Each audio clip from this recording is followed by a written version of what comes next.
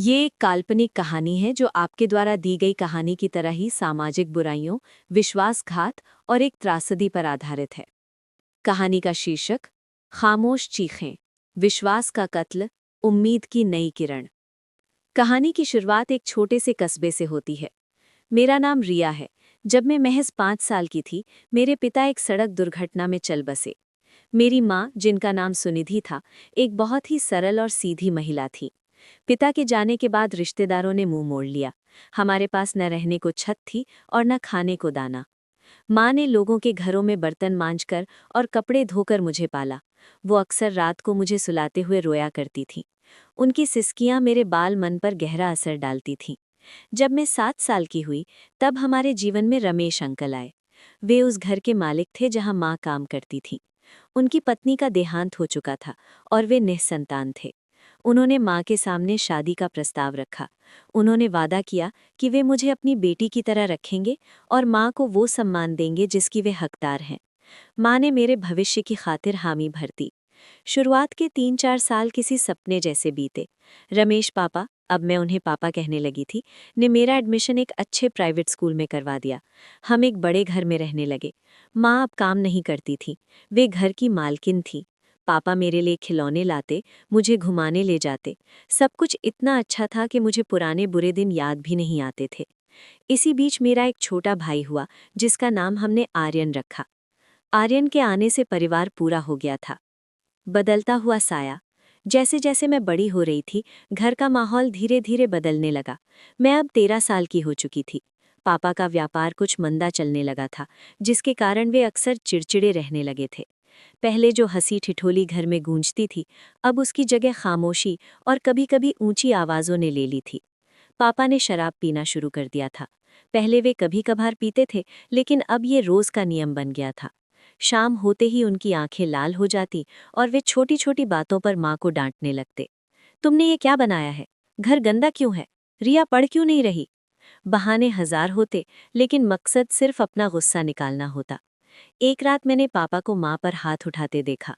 माँ ने उन्हें शराब पीने से रोका था और बदले में उन्हें एक जोरदार थप्पड़ मिला। मैं डर के मारे अपने कमरे में दुबक गई। आर्यन छोटा था, वो रोने लगा। माँ ने अपने आंसू पोंछे और हमें सुलाने आ गई। उन्होंने कहा, बेटा, पापा परेशान है, तुम चिंता मत करो, सब ठीक हो जाएगा। लेकिन कुछ भी ठीक नहीं होने वाला था। साजिशों का जाल। मैं 15 साल की हो गई थी। मेरा शरीर बदल रहा था और इसके साथ ही बदल रही थी पापा की नज़र। ये एक ऐसा बदलाव था जिसे मैं समझ नहीं पा रही थी, लेकिन महसूस कर सकती थी। वे अक्सर मुझे घूरते रहते। कभी-कभी टीवी देखते वक्त वे मेरे बहुत करीब आकर बैठ जाते। अगर मैं उठकर जाने लगती तो कहते, अरे, अपनी पापा के पास नहीं बैठोगी? उनकी आवाज़ में एक अजीब सी लिसलिसाहट होती, जो मुझे अंदर तक सहरा देती थी। माँ अब अक्सर बीमार रहने लगी थी। शायद घर के तनाव और मारपीट ने उन्हें अंदर से तोड़ दिया था। उन्हें अक्सर पेट में दर्द रहता था। पापा उन्हें डॉक्टर के पास ले जाते, दवाइयाँ लाते, लेकिन माँ की हालत सुधरने के बजाय बिगड़ती जा रही थी। पापा सबको यही कहते कि सुनिधि को कोई लाइलाज बीमारी हो गई है, लेकिन हकीकत कुछ और थी। एक दिन आर्यन को भी बोर्डिंग स्कूल, हॉस्टल भेजने की बात शुरू हुई।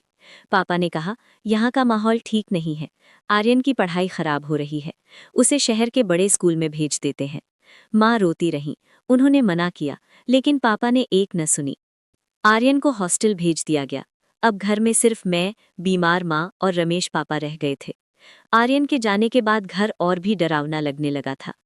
विश्वासघात की रात। वो अक्टूबर की एक तूफानी रात थी। माँ की तबीयत बहुत खराब थी। वे बिस्तर से उठ भी नहीं पा रही थीं। पापा उस दिन जल्दी घर आ गए थे। उनके हाथ में शराब की बोतलें थीं और साथ में उनके 2 दोस्त भी थे। वे ड्राइंग रूम में बैठकर शराब पीने लगे। उनकी बातें, उनकी हंसी, सब कुछ बहुत भद्दा और डरावना था। मुझे माँ ने अपने कमरे में बुला लिया था। माँ का शरीर बुखार से तप रहा था। उन्होंने मेरा हाथ पकड़कर कहा, रिया, दरवाज़ा अंदर से बंद कर ले, मुझे डर लग रहा है। मैंने वैसा ही किया, लेकिन थोड़ी देर बाद दरवाजे पर जोर-जोर से दस्तक हुई। रिया, दरवाज़ा खोलो, पापा की आवाज़ थी। मैं सहम गई। पापा, माँ सो रही हैं, मैंने कांपती आवाज़ में कहा। दरवाज़ा खोलो वरना मैं तोड़ दूंगा, वे चिल्लाए। डरते डरते मैंने कुंडी खोली। पापा अंदर आए। उनके पीछे उनके दोस्त भी दरवाजे पर खड़े झांक रहे थे। पापा ने माँ को देखा और बोले, नाटक बंद करो सुनिधि, उठो, मेरे दोस्तों के लिए खाना बनाओ। माँ ने हाथ जोड़कर कहा, रमेश, आज तो बख्श दो, मेरी जान निकल रही है।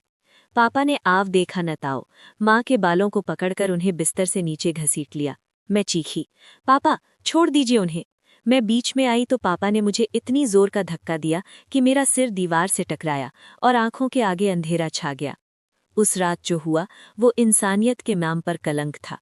पापा और उनके दोस्तों ने मिलकर माँ को बेरहमी से पीटा। जब माँ बेहोश हो गई तो उन्हें लगा कि शायद वे मर गई हैं। नशे में धुत उन लोगों ने घबराहट में एक योजना बनाई। इसे ठिकाने लगाना होगा, पापा का एक दोस्त बोला। पिछवाड़े वाला कुआं सूखा पड़ा है, उसमें डाल देते हैं, दूसरे ने सलाह दी। मैं अर्ध बेहोशी की हालत में सब सुन रही थी, लेकिन मेरा शरीर हिलने से इनकार कर रहा था। उन्होंने माँ के बेसुध शरीर को उठाया और पिछले दरवाजे से बाहर ले गए। बाहर बारिश हो रही थी। बादलों की गरज में शायद माँ की कोई आखिरी सिसकी भी दब गई होगी। जब वे वापस लौटे तो उनके कपड़े कीचड़ से सने थे। पापा ने मेरी तरफ देखा। उनकी आंखों में अब कोई पिता नहीं था, बस एक जानवर था। अगर किसी को कुछ बताया तो तेरा भी वही हाल करूंगा जो तेरी माँ का किया है, समझी? मैं सिर्फ सिर हिला सकी। उस रात मैंने अपनी माँ को खो दिया था और साथ ही अपनी आवाज भी। पिंजरे में कैद पंछी। अगली सुबह पापा ने आस पड़ोस में खबर फैला दी कि सुनिधि की बीमारी बहुत बढ़ गई है और रात को ही एम्बुलेंस बुलाकर उसे शहर के बड़े अस्पताल ले जाना पड़ा। लोगों ने विश्वास कर लिया, क्योंकि सब जानते थे कि माँ बीमार रहती थी। मैं जानती थी कि माँ अब कभी वापस नहीं आएंगी। घर के पीछे वाले सूखे कुएं को पापा ने ऊपर से लकड़ियों और कचरे से ढक दिया था। मैं उस तरफ देखने की भी हिम्मत नहीं कर पाती थी। अब घर में मैं अकेली थी उस शैतान के साथ। पापा ने अगले कुछ दिनों तक मुझे घर से बाहर नहीं निकलने दिया। वे मुझ पर नजर रखते। स्कूल जाना भी बंद करवा दिया गया। माँ की बीमारी का बहाना बनाकर मुझे घर के कामों में लगा दिया गया। पापा का व्यवहार अब पूरी तरह बदल चुका था। वे अब छुपकर नहीं बल्कि खुलेआम मुझे गंदी नजरों से देखते थे। वे कहते, अब तुम बड़ी हो गई हो रिया, घर की जिम्मेदारी तुम्हें संभालनी है।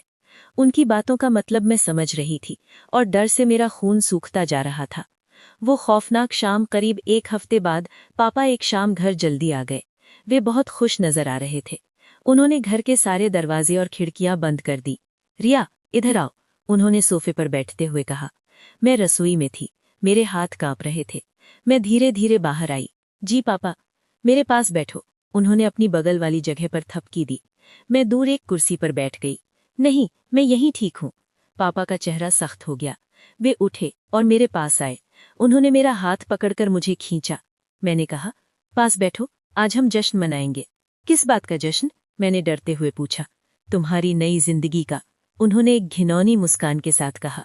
सुनिधि तो अब रही नहीं और आर्यन को मैंने हमेशा के लिए हॉस्टल भेज दिया है। अब हम दोनों ही हैं। मेरी रूह कांप गई। उन्होंने टेबल पर शराब की बोतल और 2 ग्लास रखे। एक ग्लास में उन्होंने कोल्ड ड्रिंक डाली और मुझे दी। पियो इसे, उन्होंने आदेश दिया। मुझे नहीं पीना, मैंने मना किया। पियो वरना, उन्होंने हाथ उठाया। डर के मारे मैंने ग्लास होंठों से लगाया। वो साधारण कोल्ड ड्रिंक नहीं थी, उसका स्वाद कड़वा था। मुझे समझ आ गया था कि इसमें कुछ मिला हुआ है। मैंने थोड़ा सा पीकर ग्लास रख दिया। अंधेरे का साम्राज्य। कुछ ही देर में मेरा सिर भारी होने लगा। कमरे की चीजें घूमने लगी। पापा की आवाज गूंजती हुई महसूस हो रही थी। रिया, तुम बहुत सुंदर हो, बिल्कुल अपनी माँ जैसी। पापा की आवाज अब बहुत करीब थी। वे मेरे पास आए और मेरे बालों को सहलाने लगे। उनका स्पर्श किसी सांप के रेंगने जैसा था। मैं उठना चाहती थी, भागना चाहती थी, लेकिन मेरे पैरों में जान ही नहीं बची थी। उस नशे ने मेरे शरीर को लकवा मार दिया था। पापा, प्लीज ऐसा मत करो, मैंने बुदबुदाते हुए हाथ जोड़ने की कोशिश की। पापा? कौन पापा? मैं तुम्हारा बाप नहीं हो रिया, मैं तो बस तुम्हारा पालनहार हूँ, और पालनहार को अपनी कीमत वसूलने का हक होता है, उन्होंने मेरे कान में फुसफुसाते हुए कहा। उन्होंने मुझे गोद में उठाया। मैं चीखना चाहती थी, लेकिन गले से आवाज नहीं निकल रही थी। वे मुझे बेडरूम की तरफ ले जाने लगे। वही बेडरूम जो कभी माँ और पापा का था, जहाँ कभी इज्जत और विश्वास की बातें होती थी। बाहर फिर से बारिश शुरू हो गई थी। बादलों की गड़गड़ाहट ने मेरी सिसकियों को दबा दिया था। कमरे की बत्ती बुझा दी गई थी। सिर्फ स्ट्रीट लाइट की हल्की रोशनी खिड़की से आ रही थी। उस धुंधली रोशनी में मुझे उनका चेहरा किसी राक्षस जैसा दिख रहा था। मेरे पिता समान रक्षक, मेरा पापा, अब मेरा भक्षक बन चुका था।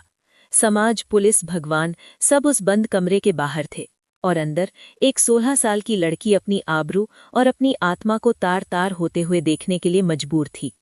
मैंने आंखें बंद कर